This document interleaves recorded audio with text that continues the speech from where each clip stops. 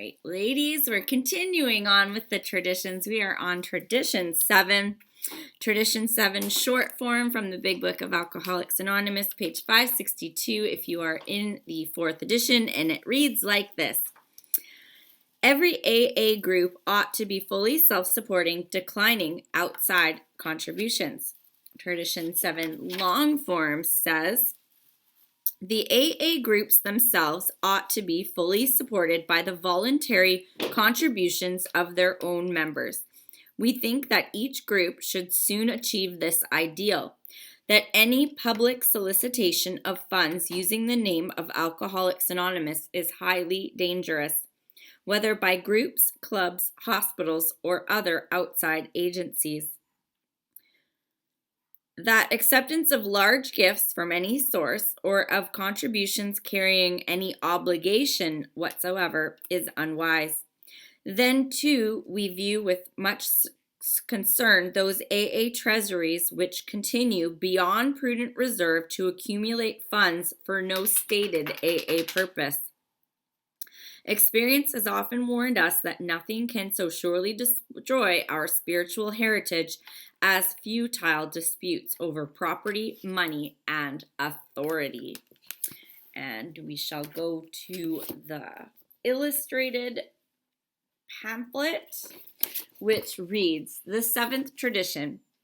We do have to be practical. A group can hardly hold its regular meetings on a street corner. And an empty basket won't fill a coffee urn.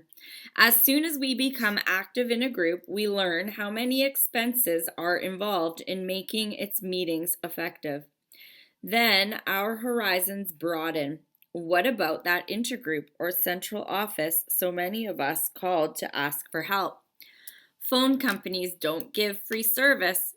Beyond our own locality, we learn about the AA General Service Office and the work it does for groups everywhere. AA activity is self-supporting at all levels, and in every case, the responsibility comes right back to us, the individual members, for we are AA.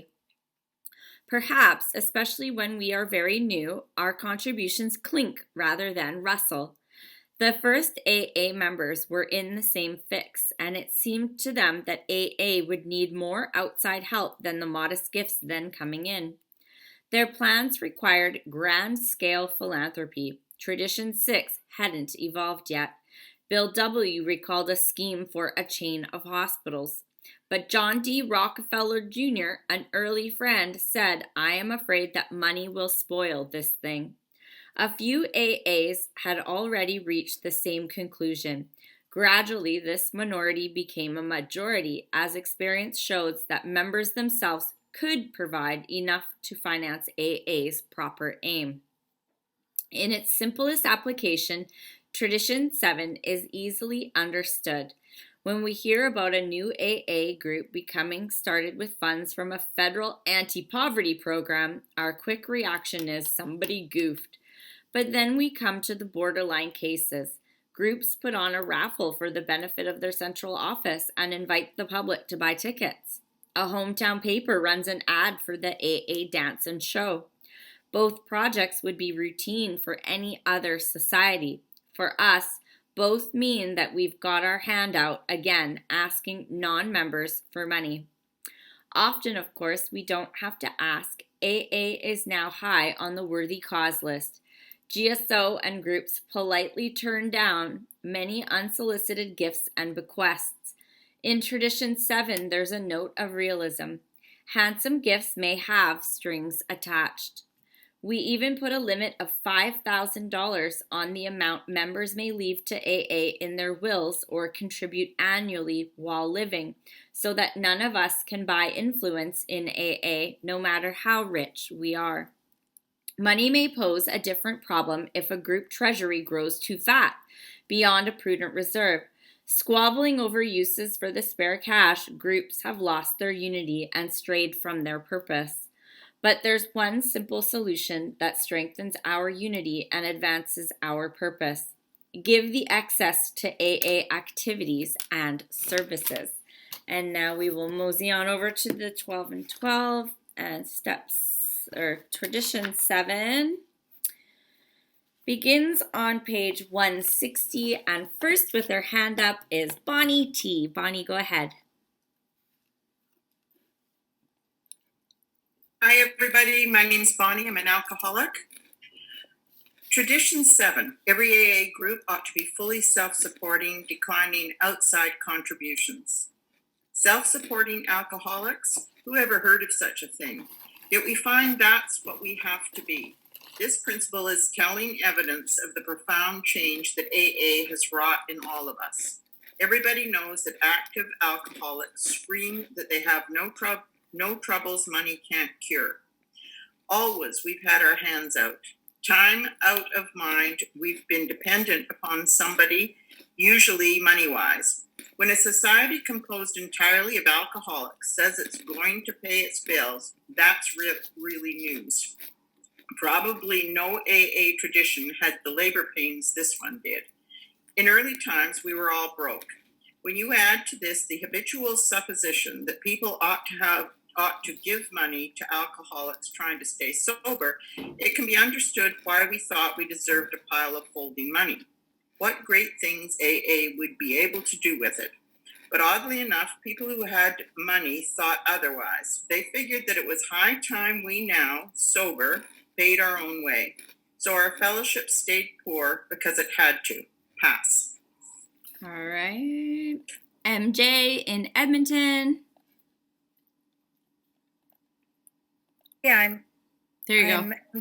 I'm MJ. I'm an alcoholic.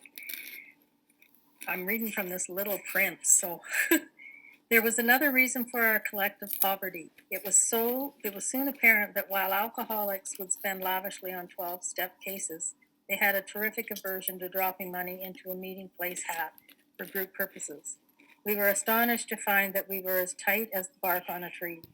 So AA, the movement, started and stayed broke, while its individual members waxed prosperous. Alcoholics are certainly all or nothing people. Our reactions to money proved this. As AA emerged from its infancy into adolescence, we swung from the idea that we needed vast sums of money to the notion that AA shouldn't have any.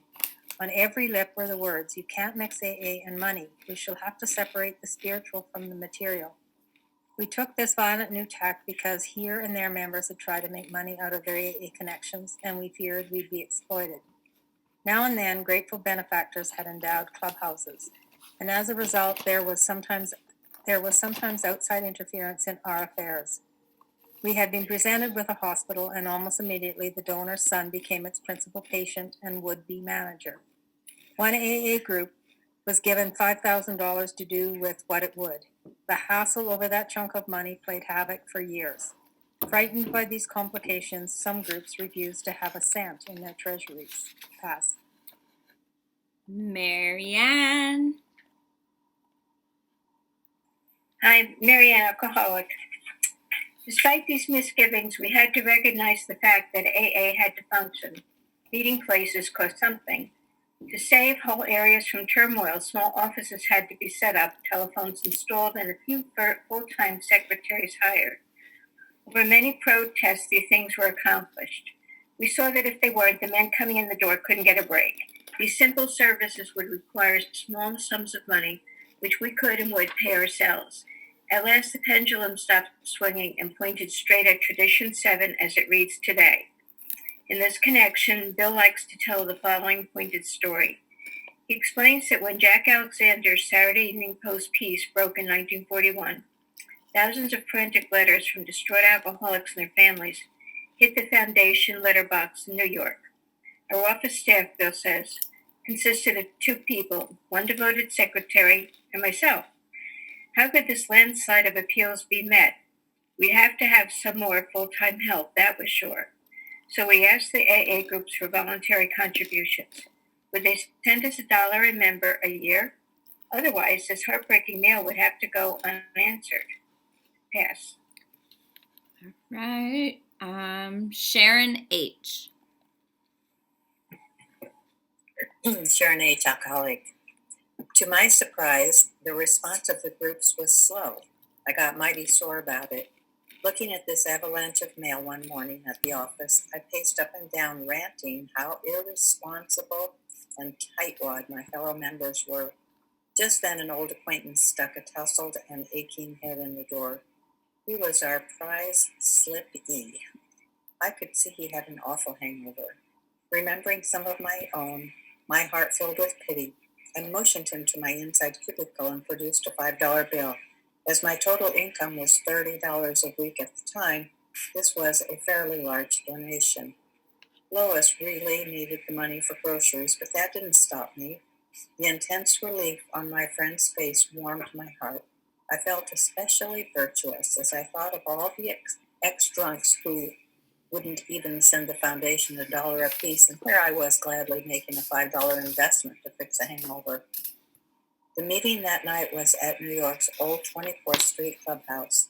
During the intermission, the treasurer gave a timid talk on how broke the club was. That was in the period when you couldn't mix money in AA. But finally he said it. The landlord would have to put us out if we didn't pay up. He concluded his remarks by saying, "Now, boys, please go heavier on that hat tonight, will you?" Pass. All right, Emily. Hi, I'm Emily and I'm an alcoholic. I heard all of this quite plainly, and I was piously trying to convert a newcomer who sat next to me. The hat came in my direction, and I reached into my pocket.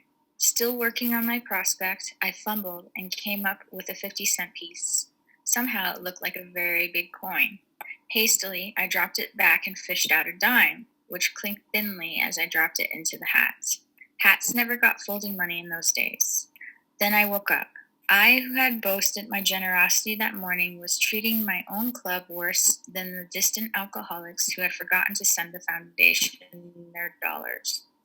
I realized that my $5 gift to the Slippy was an ego-feeding proposition, bad for him and bad for me. There was a place in AA where spirituality and money would mix, and that was in the hat. There's another story about money. One night in 1948, the trustees of the foundation were having their quarterly meeting. The agenda discussion included a very important question.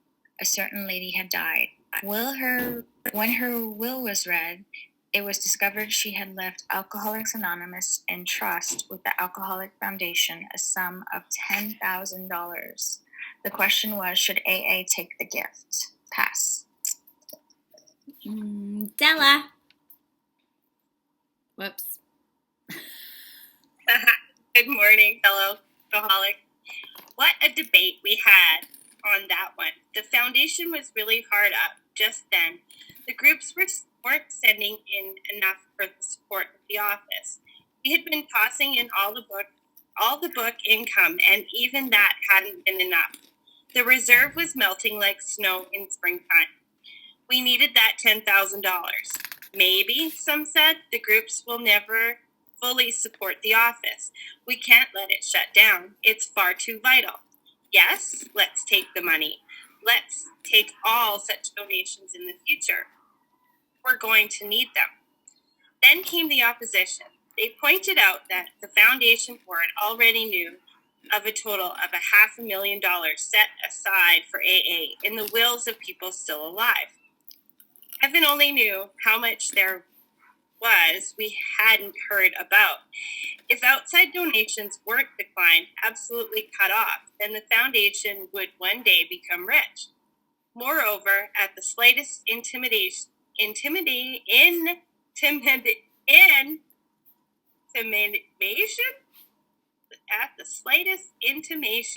to the general public from our trustees that we needed money, we could become immensely rich.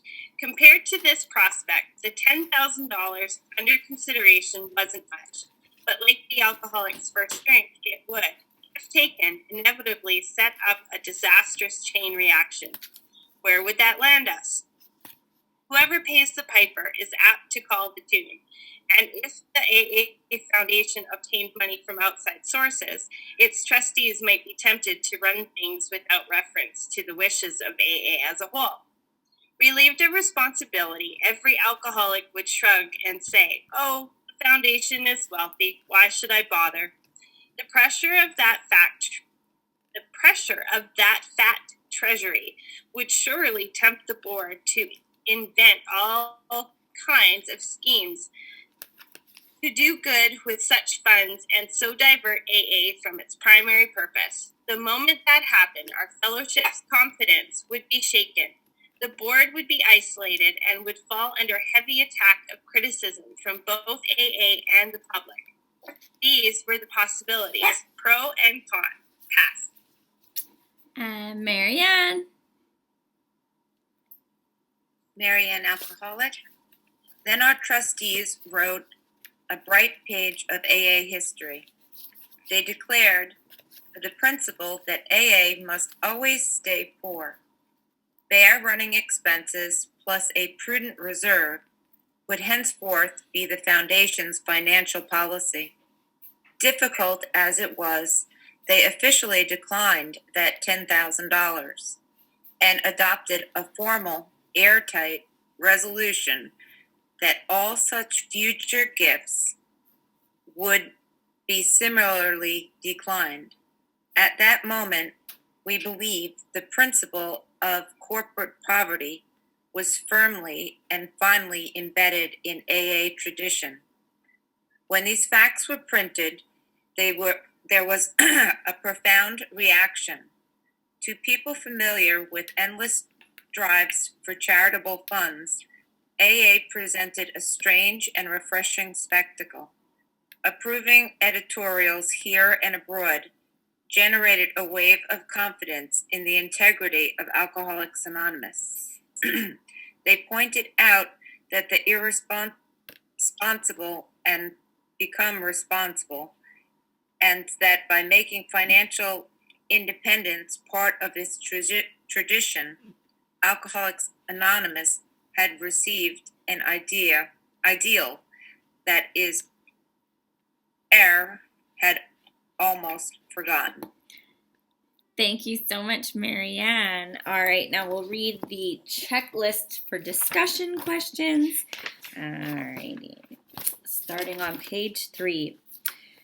Number 1, honestly now, do I do all I can to help AA, my group, my central office, my GSO, remain self-supporting? Could I put a little more into the basket on behalf of the new guy who can't afford it yet? How generous was I when tanked in a barroom, and in the bathroom? 2, should the Grapevine sell advertising space to book publishers and drug companies so it could make a big profit and become a bigger magazine in full color at a cheaper price per copy?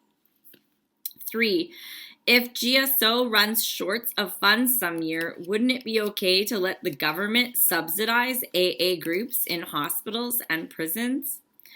4, it is more important to get a big AA collection from a few people or a smaller collection in which more members participate. 5, is a group treasurer's report unimportant AA business?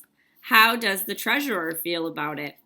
6, how important in my recovery is the feeling of self-respect rather than the feeling of always being under obligation for charity received? The questions can be found online. You just Google search Traditions Checklist from the AA Grapevine. They also have it as a pamphlet at central office or intergroup office, and there's also one for the concepts as well. And just before we go into conversation, I want to point out that this is also available at your local central office. So if you want to learn more about Tradition 7 and the role of a treasurer, this is the finance brochure package. What it has in it is something I am really grateful I learned from my mature original home group. This is the birthday contribution envelope. And so every year on your AA birthday, we're encouraged to donate. So I just had my 4-year anniversary and I made a donation to the 4 levels of AA service through the birthday donation. That was told to me by the old timers in my original home group. And, I don't hear a lot of people that know about this. And so for those younger members that have never heard of this, ask about it, find out about it. And it talks about individual gifts. Here it says $3,000. It is $5,000 contribution that you can make, and the same as it's still $5,000 that you can bequeath in your will as well. But good to know. It also has this brochure, Self-Support, Where Money and Spirituality Mix. It has the green card, which tells a little bit more information on the back. I'm going to read it. It says, some things to think about. Some facts. Currently, about 41.5% of groups contribute to the General Service Office. Costs of services provided by GSO as of 2017 are approximately $7.27 per member per year. Gross profit from AA literature sales account for over 50% of GSO's income. Your contributions help ensure the future of our fellowship worldwide. And then it goes on with some more thought-provoking questions. What is the value of your sobriety? Does your group know that contributions may be made online at aa.org? Gratitude expressed through contributions reaches the still suffering alcoholic. So then it goes on, there's the AA group treasurer pamphlet, as well as your seventh tradition, how it carries the message. And then it's the AA guidelines to finance. So if you're like me and you're a dorky nerd that loves more information, that package is available. For me, when I first came into AA, the basket was passed. I didn't know much about it, and I saw everybody else popping $1 in. $1 in Canada right now is only worth 70 cents to GSO. I didn't know anything about the breakdown and the split of the seventh tradition or where that money went. Now that I've gotten involved in general service, I've learned a lot more about how important these contributions are. I've learned how we don't accept outside money and how we don't ask for donations. Like my mother couldn't donate to AA as she's not a member, even though she's so happy that her daughter got sober. That is a break of Tradition 7. And so for me, to hear that $7.27 per member per year to GSO. I personally make contributions to GSO individually because it's a tax write-off as well. A little fun fact. So, to donate that $7, I'm Canadian, so I would round that up to 10, but, we have got to keep these things in mind. GSO operates, and as we've heard in the past few months, they're dipping into their prudent reserve. And when they dip into the prudent reserve, it's to the tune of millions of dollars. Their operating costs are about $1 million. They're currently laying off staff. And I think it's important because a lot of people, they hear, the seventh tradition when they're new, but they don't understand where that money goes or what it does. And I think it's important to talk about it. And it would be a really good topic at a meeting because these are the things that newcomers don't hear about. And let's open it up for discussion. If anybody wants to add.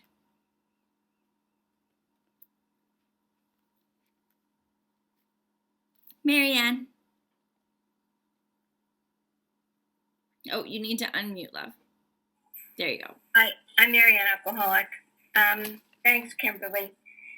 I've been a treasurer in a couple of different groups, and there's always a tendency of somebody who's willing to take on the job, you can let them keep it forever because nobody else wants to get into all that minutia.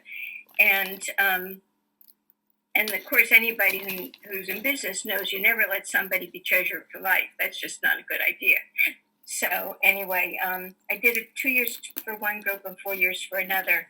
And then I announced I had to give it up because I didn't want to be treasurer for life. But the reports are really important because that's the time when you can educate people about what the money is for and how it's used. And, once in a while, one group will have enough money to get by in another group, GSR versus the regional groups. And so we'll switch the percentages we give to different groups depending on what their need is. And you get that information, obviously, from your GSR, whoever's involved with service in the bigger community.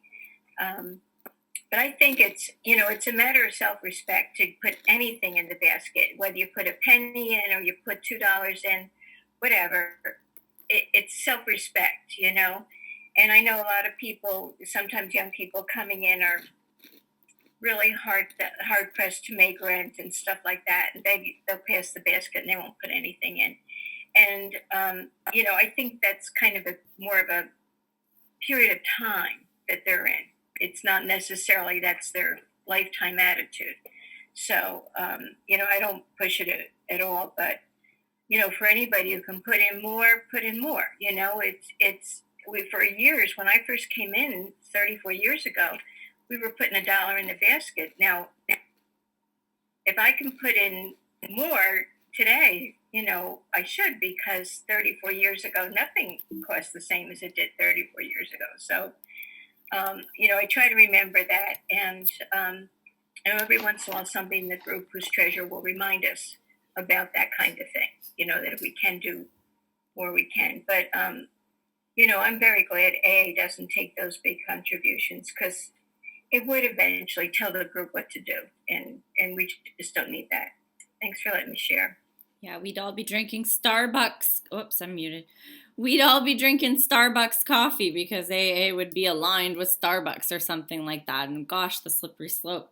I always have to find myself pulling back on my judgment too when it comes to Tradition 7. Like you said, some people aren't financially rehabilitated yet, and some people haven't made their financial amends yet. And I have a hard time not being judgmental when I see them with their $100 eyelashes, their $60 fake nails, and they're drinking their $5 Starbucks coffee at a meeting and not being able to put $1 in the basket. And it's, these are things we need to educate people on what this money is for. Where Della just updated the numbers and it's $10 per AA, and someone might think, I threw a 20 in.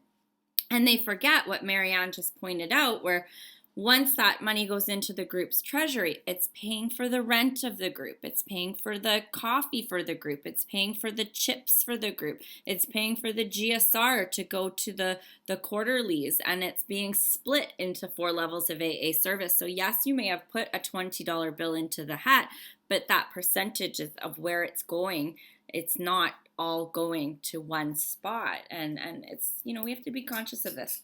Gosh knows I spent $20 easily drinking. Easily.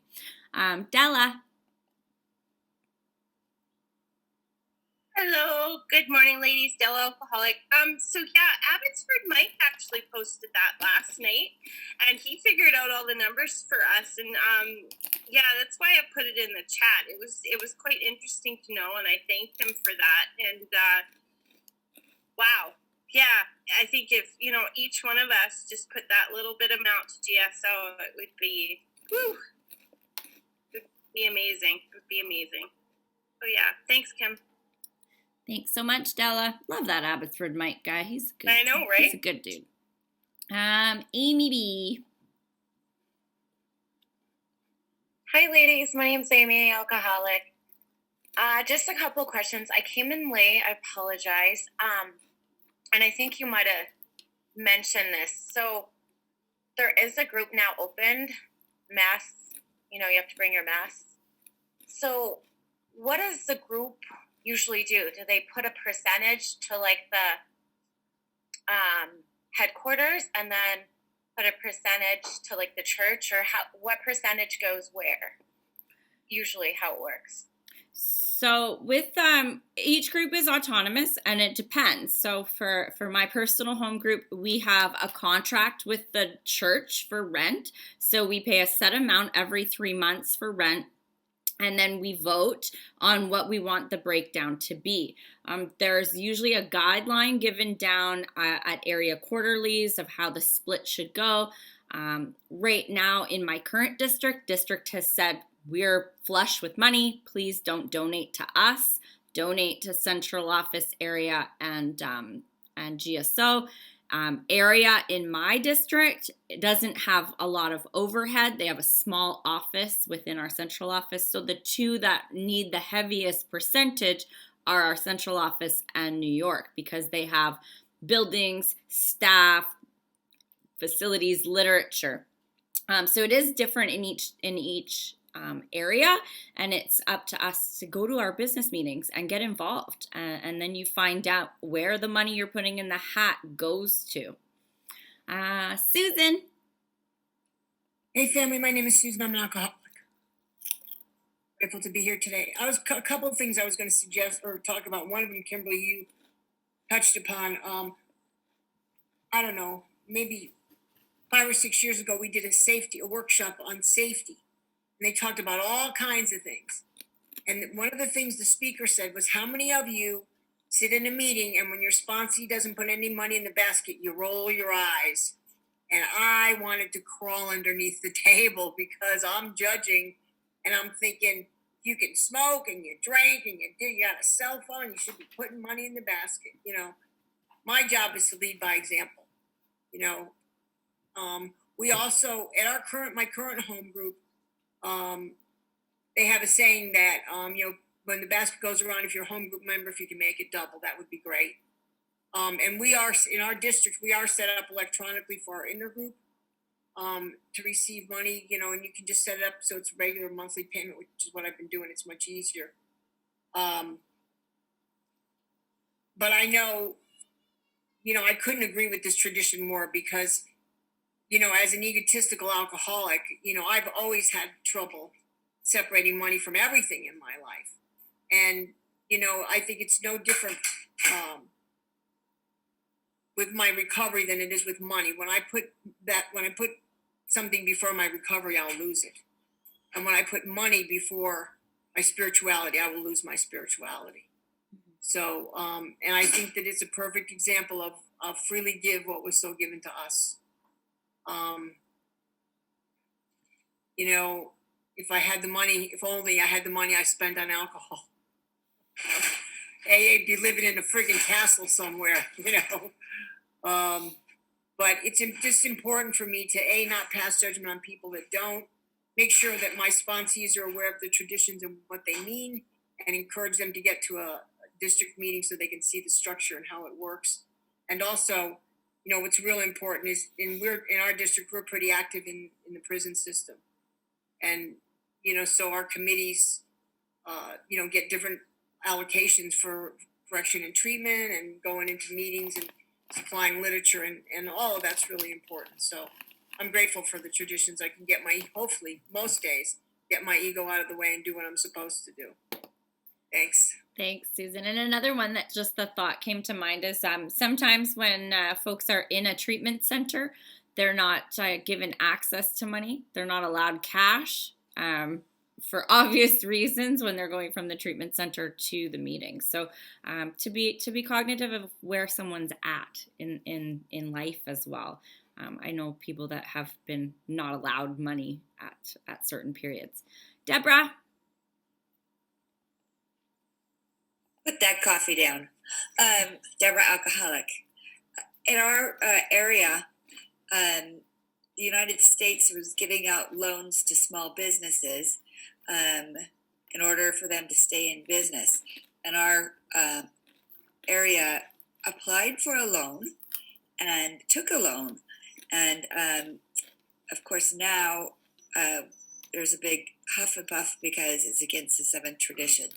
And so we're now, as an area, voting to return the money or pay it back immediately. They were in their prudent reserve. There was a vote earlier, but nobody really paid attention to it till after they already took the money. And then there was a high, upset that this did not go with the seventh tradition, taking money from the government, especially when we don't have to pay it back. What does that mean? And so it's been a really good lesson. So that's coming up this next month. We'll see what the vote turns out to be. What does it mean? Would those employees would we have had to lay off those employees? Or would we, if we were forced to come up with the money, would we have come up with the money? My bet is that if we were forced to come up with the money, we would have come up with the money. So it's a good learning point for everybody, you know. Anyway, that's just what I wanted to add to this. And that goes to being involved. At our area assembly, we were let to know what the deficit was and how much each group would need to contribute to bring us out of deficit. And the GSRs went back to their group, and groups made donations, and there was no deficit. You get into a sticky place, right? Like, is taking a loan getting a contribution? We're going to be paying it back. If it's being taken to pay the salaries of the people making the application to get the loan, sounds like a sticky situation, saving their own ass and their own job. It gets into those gray areas where luckily we have group conscience. Now, a question was in the chat. How can we trust the money goes to GSO? I've heard of people stealing from the seventh tradition. I know for me, it's deterred me from putting money directly in the basket. Get involved. If you go to the business meeting, the treasurer is required to make a treasurer's report. The treasurer usually has bank statements. It's a little trickier right now with PayPal because it would show the name of the individual person and how much of a contribution they gave, which is a big testy point for people. But GSO gives receipts. Say, hey, in my personal home group, it's checks. We pay a check. We get the done check back from the bank, and everyone knows that they've been made. So if you want to know where the money's going, go to the business meeting, listen to the treasurer's report. If it doesn't add up, that's when you ask a question. Even for the online GSO donations, and I know this because I'm the treasurer for the big 164, when I make that online donation, I have record in the PayPal account of it, and I get an email receipt to the group email that says can you pass me that, please, on the fridge? I have one from my home group right on my fridge from our district. So my home group made a donation to district. The district at my district meeting gave me the receipt, and the receipt clearly shows Sprice Ave donation. We haven't had a business meeting in person since, so the receipt's just sitting here. And so, yeah, if you want to know where the money goes, get involved. Get to that business meeting. Marianne. Hi friends, I am an alcoholic from Toronto. My name's Marianne. Grateful to be here, grateful to be sober. This whole money thing, this is why I don't like business meetings, because I've lost relationships over stupid money. So I really get I've sat in a business meeting when the shitstorm's gone over something really stupid as $20 for a cake or something. And I am treasurer of my group, and I do my report. And it almost sometimes feel attacked, or what happened here and what happened there. So I have a lot of support with me though, when I do this with my sponsor and that. So, but there was a situation a few years ago where we had a separate can at the front that was separate from the seventh to go directly to institutions and jails and that. And boy, did that ever, I haven't seen it for a few years. Did that ever spark a controversy around the group? And I'm not into having my say on what I think the tradition is all the time. I'll listen and I'll be open in that. But all I know is that with this money thing in my own personal life, I need a lot of guidance. I really do need a lot of guidance because I've been hurt too much with the fight about money in the past. So I'm glad we're talking about it, but just talking about it right now makes me anxious. Well, longest part of a business meeting is when they're talking about the money, let me tell you. But the one thing we always have to remember at the end of the day is our primary purpose is to help the still suffering alcoholic. So when we're talking about money or we're trying to make a decision about money, I always revert right first and foremost to Are we carrying the message to a still suffering alcoholic? Because that's what our primary purpose is. How am I best able to do that? You know, we've had instances in our district where they wanted to fund a play. I vehemently was against funding this play, but of course, group conscience, I was the minority and I didn't win that thing because I personally felt money would be better suited to GSO or to area or to district as opposed to a small play. But, you know, it's always going to be a testy subject. Always, always, always. And the best thing we can do is get involved. Marianne, you haven't shared yet, right? No, you haven't. Go ahead. New Jersey. Yeah, hi, Marianne. Money's tricky. My home group has a second has a second canister for literature for prisoners. It doesn't support the institution or a program, a formal program of any kind. It's just bringing literature and sending that in with whoever from AA goes and brings a meeting into the group. So just to help them with their literature expenses, and I don't have a problem with that one. Another group that has a clubhouse, they try to send people to the convention every year. And so sometimes they'll put out a can for people to donate specifically to help offset the cost of sending somebody, because they like to send out somebody with time and somebody new. And usually the newer ones don't have the money. So they do that. And I don't know how that goes because I'm not a member of that group, but I've seen it, you know, it's left out. It's not passed around. There's no pressure, you know, for anyone. But if somebody wants to, they can come up at the end of the meeting, you know, and put some money in it. But I think explaining things to people help as people get mature in the program and have time, they'll hear more about what you're saying at business meetings, and they'll begin to understand it. It won't be as conflict ridden as it always is. I don't think I went to a business meeting for the first 3 or 4 years. I couldn't take it. It was too stressful after a day at work. Thanks. I had the opposite. I had a sleepy old timer meeting, and so it was like this perfect seamless, flawless business meeting where there was never any controversy. And I was like, this is a breeze. And then I would hear stories, and then I switched home groups, and I was like, oh wow, yeah, I had it good. Della. Oops, sorry. There we go. There you go. Fellow alcoholic. So I have a question. I've seen people take change.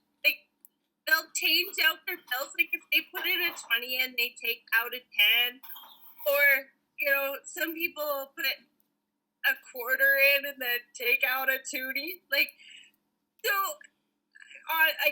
Really, that guy probably needs the tootie more than something. But is it okay to take change out of the basket? I have at meetings made change. If I had if I was at my home group, I'd throw in the 20. But if I'm not at my home group and I only want to donate a smaller and I don't have it, I will. We have some meetings that have tap out here. We have meetings you can tap your card. That was a whole nother.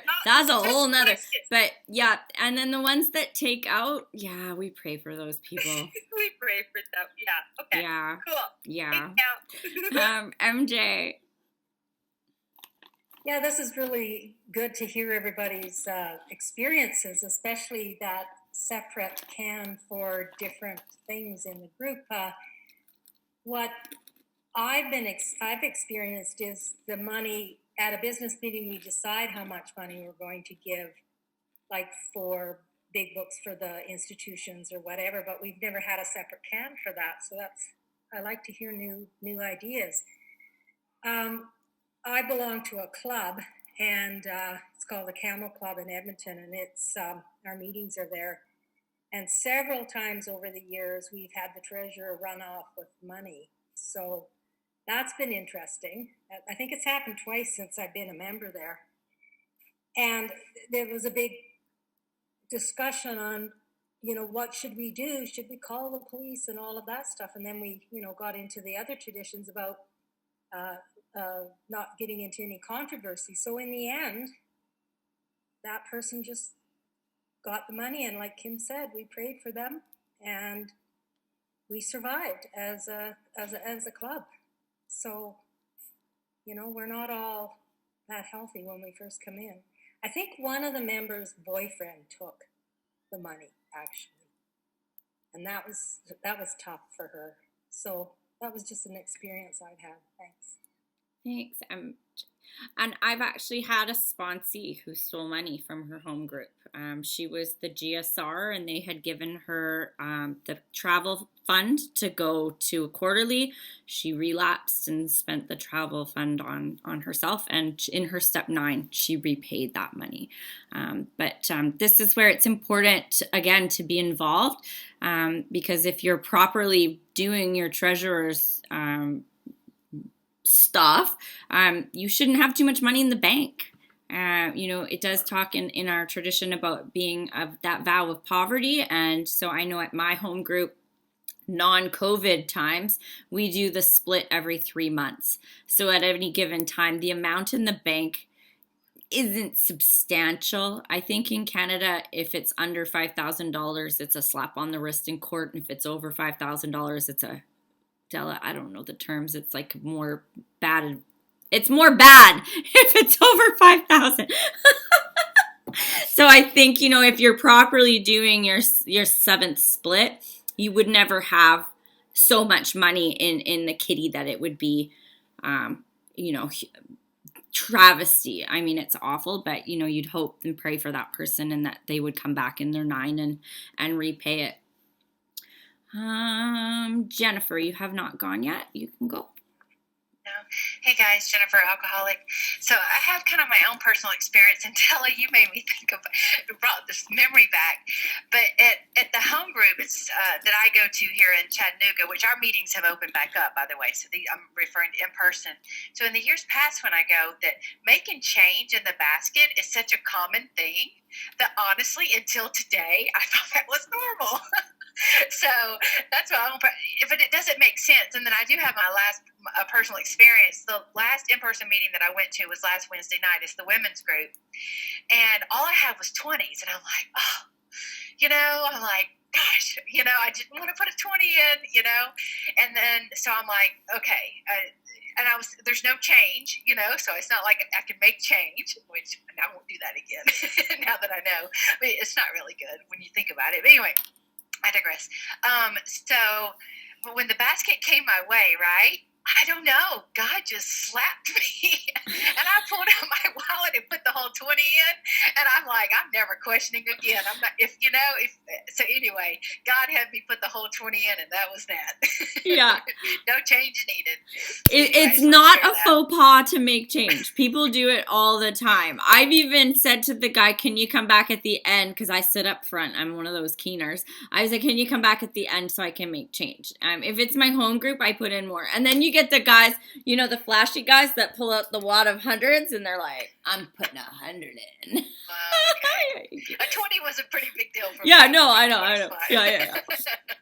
But yeah, but God does smack us like that sometimes. Yes, He's like, yes, but we're so cheap. We're like, oh, damn it. Okay, fine.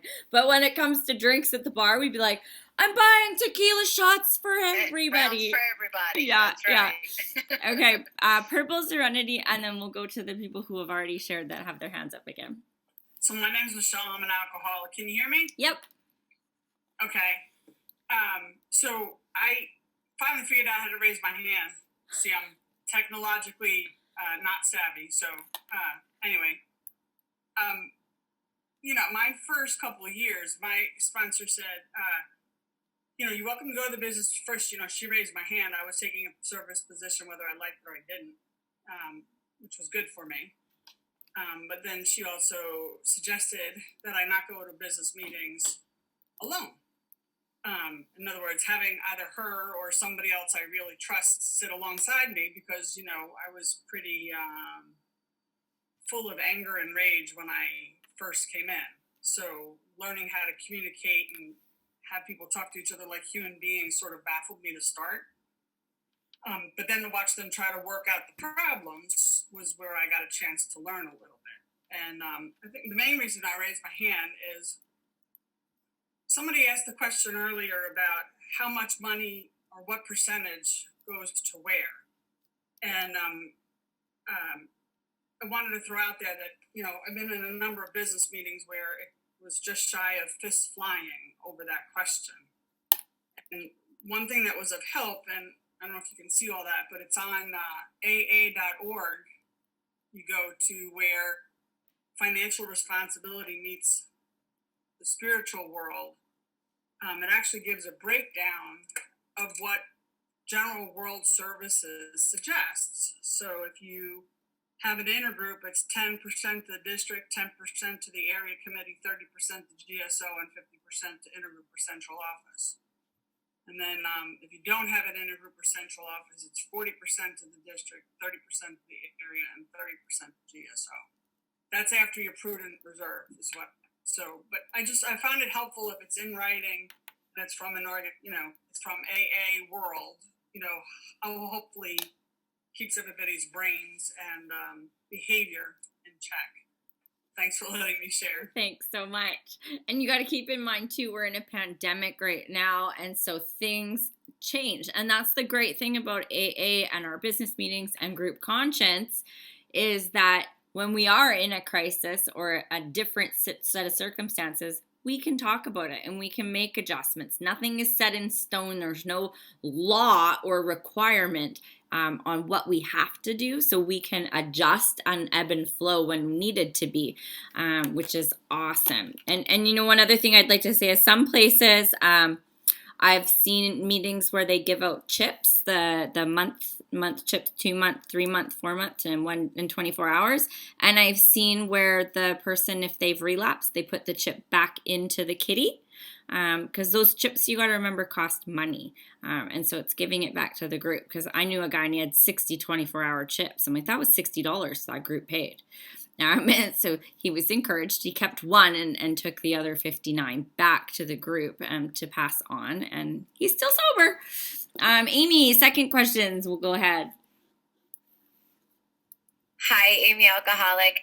I'm so glad we're doing the traditions. This is a learning experience. I think you mentioned, Kimberly, earlier, we can send a check to New York directly, right? Old school. Is there a phone number that I can call? Do y'all have a phone number? Yeah. This will help me do service work in my group. Yeah, there's nobody answering phone calls at GSO right now. They're shut down. Okay. You can leave a voicemail, and it takes about 2 weeks to get back to you, wow. Maybe. Okay. But go to their website, and there's the contributions. Okay. You can even do a PayPal contribution, Visa, MasterCard, e-transfers. They accept e-transfers as well. And one more question. Is this the correct address? Alcoholics Anonymous, World Service Incorporated, Box 459, Grand Central Station, New York, New York. Yep, 10163-0459. That's right. Perfect. So we can just send the check there. Yep, absolutely. Okay. Cool. Okay, thank you. Anybody else that maybe wants to go again or has something new? Joanne, always love your wisdom. I may have wisdom, but I still struggle with unmuting. I'm Joanne, and I'm an alcoholic addict. And so I guess what inspired me to say is with traditions and meetings, I think it's really important is to remind ourselves to invite a higher power into those meetings to start, and then to understand that as a group, part of our responsibility is to teach the traditions as we practice them. So, our comment, our preamble is to carry the message, but tradition 1 is our common welfare should come first. Personal recovery depends on AA unity. And where the AA unity is in the voice of the group.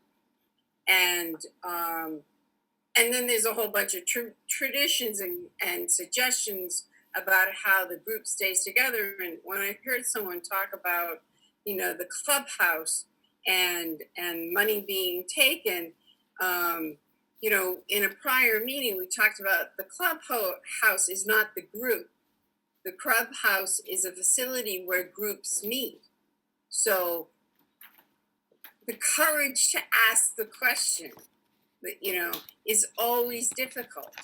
Why is my money, if the collection of a group is going to the clubhouse, that's violating a tradition that each group ought to be fully self-supporting, and they should deal with their money. They should learn how to deal with that money and not turn it.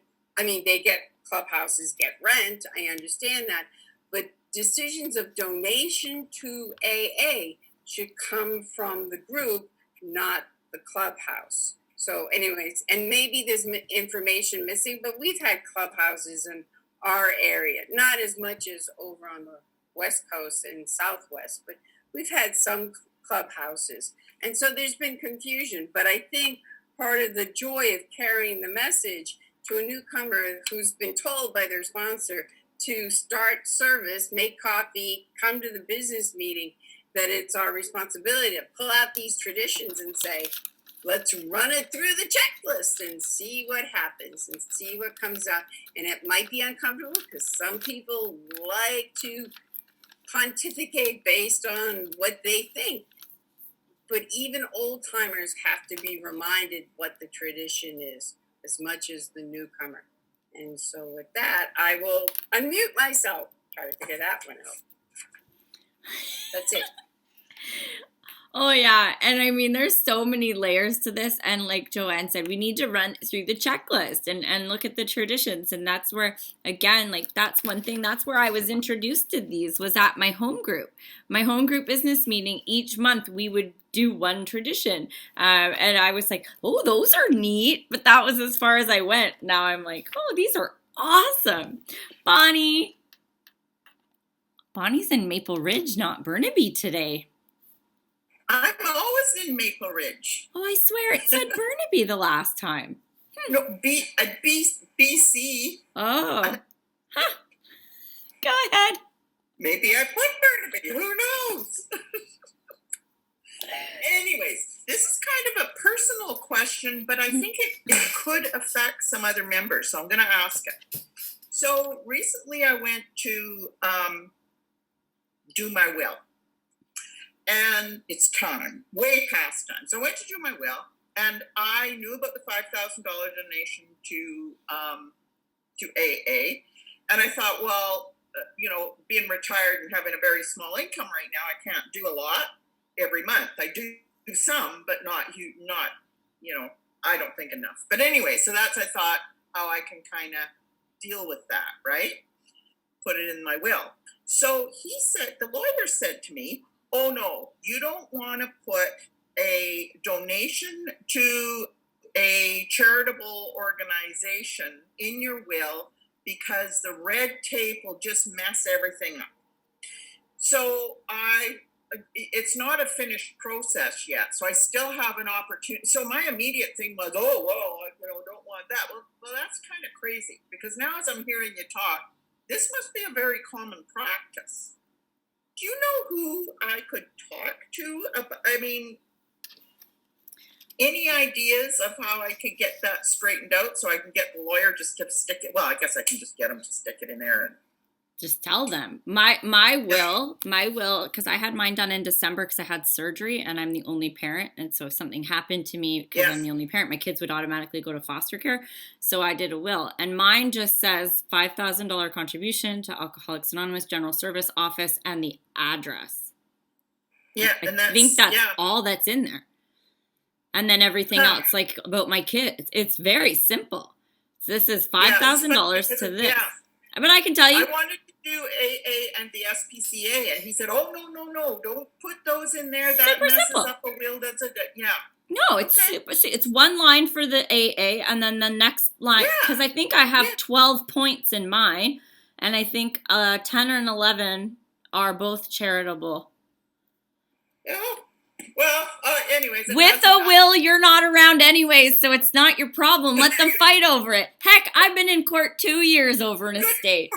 Oh, Just have a will, because if you don't have a will, let me tell you, it's a gong show.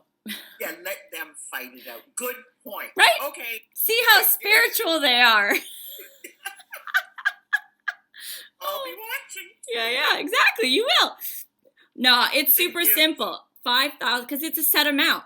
$5,000 to Alcoholics World Yeah. Services. This is the address to send the check to. Done. Yeah, that's what I was trying to do, but he just kind of went off on a little tangent about how that really complicates a will and all that, which seemed very odd to me. But anyways, And I'll I mean, readdress if it. you've been sober, your family's gonna probably be like, yeah, that's a good donation. Oh, I don't think it had. I don't know what it. I don't really know what the complication was. They just- Maybe he is talking about the family contesting it or whatever. Yeah. I'm not leaving a ton of money to anybody, so No. I don't think we have to worry. I know. Yeah. All right. Thanks. Well, thank you, Vonnie. And if you, I know a local gal that can help you if you're stuck.